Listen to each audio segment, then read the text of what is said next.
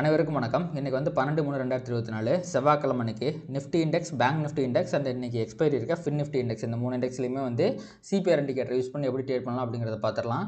அதுக்கு முன்னாடி நேற்று நைட்டு வந்து பார்த்திங்கன்னா யூஎஸ் மார்க்கெட் என்னாச்சு அப்படிங்கிறத பார்க்கலாம். நேற்று நைட்டு வந்து பார்த்திங்கன்னா டவ் ஜோன்ஸ் வந்து ஒரு 0.12% பாசிட்டிவாக முடிஞ்சிருக்கு. நேற்று உங்களுக்கு இந்த கேண்டில் பார்த்தாலே தெரியும், மிகப்பெரிய ஒரு செல்லிங் ப்ரெஷர் அப்படிங்கிறது இருந்திருக்கு. இந்த ஸ்விங் லோ கிட்ட போய்ட்டு ஒரு சப்போர்ட் எடுத்து திருப்பி வந்து மேலே முடிஞ்சிருக்காங்க. ஸோ மார்க்கெட் வந்து இது வந்து பியூராக கன்சாலிடேஷன் அப்படிங்கிற மாதிரி தான் நம்ம எடுத்துக்க முடியும். ஒரு நெகட்டிவ் ஆயிடுச்சு அப்படிங்கிறத சொல்ல முடியாது. உங்களுக்கு எஸ்என்பி எடுத்தாலும் அதுவுமே கன்சாலிடேஷன் தான். 0.11% நெகட்டிவில் முடிஞ்சிருக்கு. நாஸ்டாக் எடுத்திங்க அப்படின்னா அவனும் வந்து கன்சாலிடேஷன் தான் ஆகிறான். பட் ஹியூஜ் கேண்டலுக்கு அப்புறம் ஒரு சின்ன ரெட் கேண்டில் வந்திருக்கு. இவனுமே கன்சாலிடேட் தான் ஆகிறான். பட் உங்களுக்கு விக்ஸ் வந்து பார்த்திங்க அப்படின்னா ஒரு 3% ஏறி இருக்குது. எப்போவுமே மார்க்கெட் கன்சாலிடேட் ஆகும்போது விக்ஸ் அப்படிங்கிறது பெரிய அளவில் ஏறக்கூடாது. ஆனால் இங்கே ஏறி இருக்குது அப்படின்னா இது ஒரு சின்ன நெகட்டிவ் சைனாக தான் நம்ம பார்க்க முடியும். அடுத்து வந்து 10 இயர் பாண்டில் இருக்குது பார்த்திங்களா, யூஸோட 10 இயர் பாண்டில். 10 இயர் பாண்டில் வந்து ஒரு 4.09 அப்படிங்கிற லெவலில் வந்து நேற்று க்ளோஸ் ஆகிருக்கு. இவன் வந்து பார்த்திங்கன்னா லைட்டாக ஏறி இருக்கான். ஏன்னா இன்றைக்கி நைட்டு வந்து பார்த்திங்கன்னா யூஎஸில் கன்சியூமர் இன்ஃப்ளேஷன் டேட்டா வரப்போகுது. அது வந்து மார்க்கெட்டில் வந்து ஒரு மிகப்பெரிய இம்பாக்ட் க்ரியேட் பண்ண போகுது. அதனால் இவன் வந்து கொஞ்சம் ஜிட்டரியாக ஆனதுனால வந்து இவன் வந்து லைட்டாக மேலே ஏறியிருக்கான். பட் பெரிய அளவில் மாற்றம் அப்படின்னு சொல்ல முடியாது. அடுத்து வந்து க்ரூட் ஆயில். ஸோ அவனுமே பாருங்கள் மார்க்கெட் மாதிரியே தான் பயங்கரமாக கீழே இறங்கி 76 ரூபா வரைக்கும் போயிருக்கான். போயிட்டு திருப்பி மேலே வந்துட்டான். இப்போ வந்து க்ளோசிங் வந்து பார்த்திங்கன்னா ஒரு 77.93 அப்படிங்கிற ரேஞ்சில் இப்போ வந்து ட்ரேட் ஆகிட்டு இருக்கான். இப்போ ஆல்ரெடி ட்ரேட் ஆகிட்டு தான் இருக்குது. 77.93 அப்படிங்கிற ரேஞ்சில் வந்து ட்ரேட் ஆகிட்டு இருக்குது. ஸோ இதுதான் வந்து பார்த்திங்கன்னா யூஎஸ் மார்க்கெட்டோட நிலவரம். அடுத்து வந்து பார்த்திங்கன்னா நம்ம வந்து இந்தியன் ஏடிஆர் வந்து என்ன ஆகுது அப்படிங்கிறத பார்க்கணும்.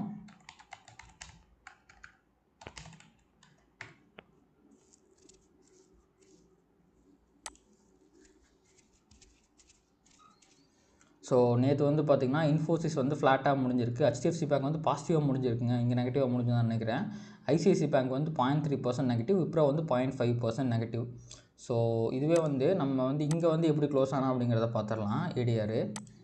ஸோ ஹெச்டிஎஃப்சி பேங்க் வந்து 1.5% நெகட்டிவ், இன்ஃபோசிஸ் வந்து 0.9% நெகட்டிவ், விப்ரோ வந்து -1.8% நெகட்டிவ், ஐசிஐசி வந்து 0.85% நெகட்டிவ்.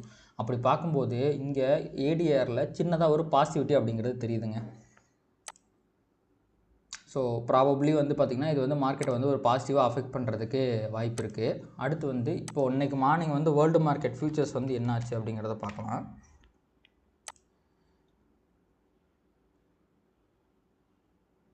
ஸோ இப்போ வந்து பார்த்திங்கன்னா டவ் ஜோன்ஸ் வந்து ஸ்லைட்டாக பாசிட்டிவாக இருக்கான். SNP 500 positive, Nasdaq positive, tax, France, fits, London.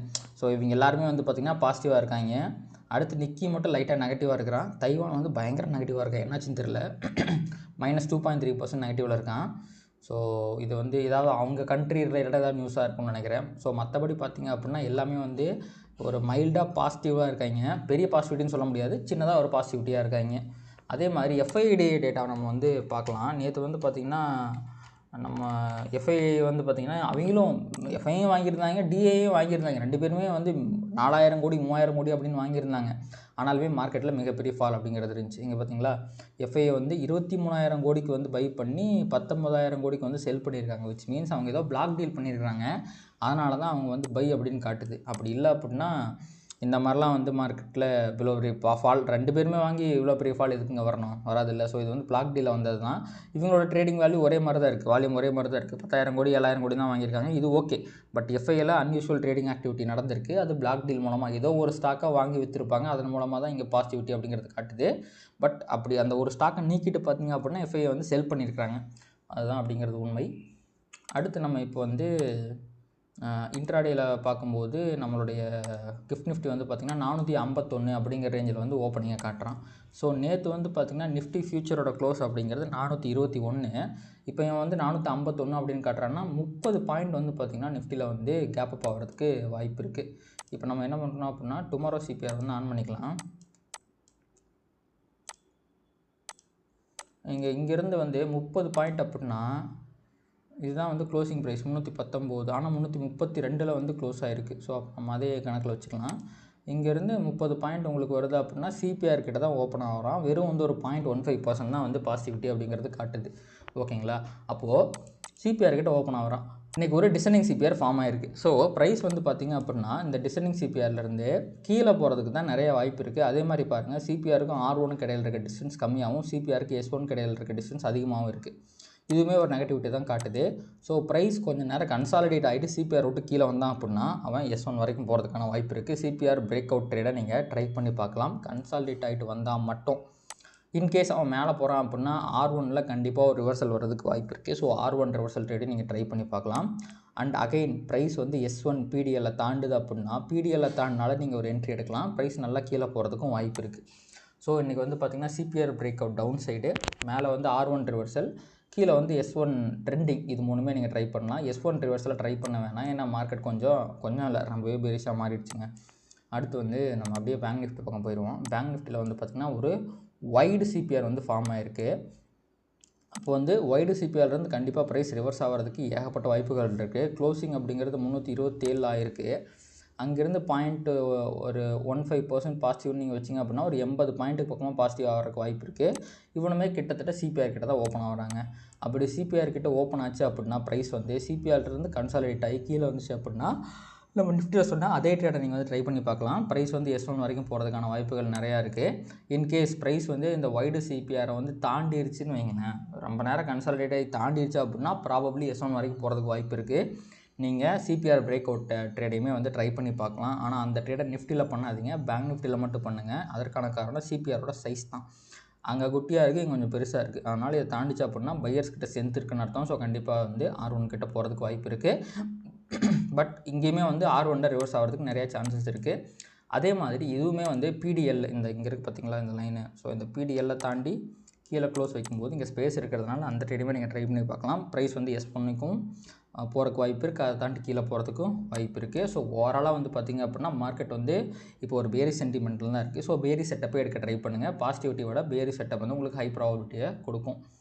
அடுத்து வந்து எனக்கு ஃபின் நிஃப்டி, எனக்கு தெரிஞ்சு பேங்க் நிஃப்டிலையும் ஃபின் நிஃப்டிலையும் சேம் பேட்டர்ன் தான் ஃபார்ம் ஆகிருக்கும். ஸோ இன்றைக்கி வந்து 21,000 கீழே தாங்க அவங்க முடிப்பாங்க. இது ரவுண்ட் நம்பராக இருக்கிறதுனால எக்ஸ்பைரி நேற்று பயங்கரமாக அந்த 21,000 கால் ஆப்ஷன் செல் பண்ணியிருப்பாங்க. ஸோ மார்க்கெட் இன்றைக்கி 21,000 கீழே முடிக்கிறதுக்கு தான் நிறையா வாய்ப்பு இருக்குது. ஸோ சப்போஸ் மார்க்கெட் 21 அதாவது R1 கிட்ட போகுது அப்படின்னா அது வந்து ஒரு செமையான ட்ரேடாக உங்களுக்கு இருக்கும். ஐ எம் சாரி, நான் வந்து ஃப்யூச்சரில் பார்த்துட்ருக்கேன், நான் ஸ்பாட்டுக்கு போயிடுறேன். ஸோ ஸ்பாட் அப்படின்னு பார்த்தீங்க அப்படின்னா உங்களுக்கு வந்து அது 21,000 இருக்காது. ஸோ 21,000ங்கிறது ரொம்ப மேலே இருக்குது. ஸோ அப்படி பார்த்தாலுமே 21,000 கீழே தான் முடிப்பான். பட் ப்ராபப்ளி வந்து ஒரு இந்த R1 கீழே முடிகிறதுக்கு தாங்க நிறையா வாய்ப்பு இருக்குது நிஃப்டி அப்படிங்கிறது. விச் மீன்ஸ் ஒரு 950க்கு ஒரு 977 கீழே நம்ம ரவுண்டாக சொல்ல முடியாது. ரவுண்டாக சொல்லணும்னா அகைன் 21,000 தான் சொல்லி ஆகணும். இப்போ வந்து பார்த்திங்க அப்படின்னா ஃபின் நிஃப்டிலையுமே சேம் பேங்க் நிஃப்டியில் வந்து அதே பேட்டர்ன் தான். பட் உங்களுக்கு இந்த சிபிஆரோட சைஸ் மட்டும் வந்து பார்த்திங்கன்னா பேங்க் நிஃப்டி அளவுக்கு பெருசாக இல்லாமல் லைட்டாக சின்னதாக இருக்குது. ஸோ பட் ஸ்டில் அதே பேட்டர்ன் தாங்க. உங்களுக்கு சிபிஆர் தாண்டி பிரேக் அவுட் ஆச்சுன்னா கண்டிப்பாக ஒரு பாசிட்டிவ் ட்ரேட் எடுக்கலாம். R1 வரைக்கும் போகிறதுக்கு வாய்ப்பு இருக்குது. பட் இந்த ஸ்பேஸ் கொஞ்சம் குட்டியாக இருக்குது. அதனால் இது வந்து ஹை ப்ராபபிள் ட்ரேடாக இருந்தாலுமே உங்களுக்கு பெரிய பாசிட்டிவிட்டி பெரிய ப்ராஃபிட் கிடைக்காது. அதனால் இங்கேருந்து ப்ரைஸ் ரிவர்ஸ் ஆச்சு அப்படின்னா R1லேருந்து ரிவர்ஸ் ஆகும்போது நீங்கள் ஒரு ட்ரேடை ட்ரை பண்ணலாம். அதே மாதிரி சிபிஆர்லேருந்து கன்சாலிடேட் ஆகி கீழே வருது அப்படின்னா சிபிஆர் பிரேக் அவுட் ட்ரேடை ட்ரை பண்ணலாம். அது S1 வரைக்கும் போகிறதுக்கான வாய்ப்பு இருக்குது. அதே மாதிரி ப்ரைஸ் வந்து S1 கீழே உடைக்கும் போதுமே நீங்கள் எடுக்கலாம். கீழே PDL தாண்டும்போது, நான் S1 சொல்லிட்டேன் சாரி. ஸோ இந்த PDL தாண்டும்போது நீங்கள் வந்து ஒரு ட்ரேட் எடுக்கலாம். கீழே வந்து S1 வரைக்கும் போகிறதுக்கான வாய்ப்புகள் இருக்குது. இதுதான் வந்து பார்த்திங்கன்னா இன்றைக்கி வந்து ஃபின் நிஃப்டிலையும் இருக்கக்கூடிய ட்ரேடிங் செட்டப். ஸோ ஓவராலாக வந்து பார்த்திங்கன்னா நீங்கள் 3 இண்டெக்ஸ்லையுமே வந்து சிபிஆருக்கும் R1க்கும் இடையில் இருக்க டிஸ்டன்ஸ் வந்து அதிகமாகும், சிபிஆருக்கும் S1க்கும் இடையில் இருக்க டிஸ்டன்ஸ் வந்து அதிகமாகவும் இருக்குது. அதனால் வந்து இப்போது நீங்கள் வந்து நெகட்டிவ் ட்ரேடு எடுத்தீங்க அப்படின்னா தான் உங்களுக்கு ஸ்பேஸ் அதிகமாக இருக்கிறதுனால நிறையா ப்ராஃபிட் கிடைக்கும். ஒரு பாசிட்டிவ் ட்ரேடு எடுக்கிறீங்க அப்படின்னா அது வந்து ஸ்பேஸ் கம்மியாக இருக்கும். ஸோ ப்ராஃபிட்டு கம்மியாக தான் வரும். அதுக்கேற்ற மாதிரி நீங்கள் வந்து உங்களுடைய என்ன ட்ரேட் பண்ணலாம் அப்படிங்கிறத ப்ரைஸ் ஆக்ஷனை பொறுத்தும் எந்த மாதிரி வந்து மார்க்கெட்டில் மூவ்மெண்ட் நடக்குதுங்கிறத பொறுத்தும் நீங்கள் வந்து டிசைட் பண்ணிக்கலாம். அடுத்து நம்ம நிஃப்டியோட பொசிஷனெல்லாம் வந்து எப்படி என்ன வந்து ப்ரைஸ் ஆக்ஷனை பார்த்துருவோம் எந்த மாதிரி இருக்குது அப்படின்ட்டு.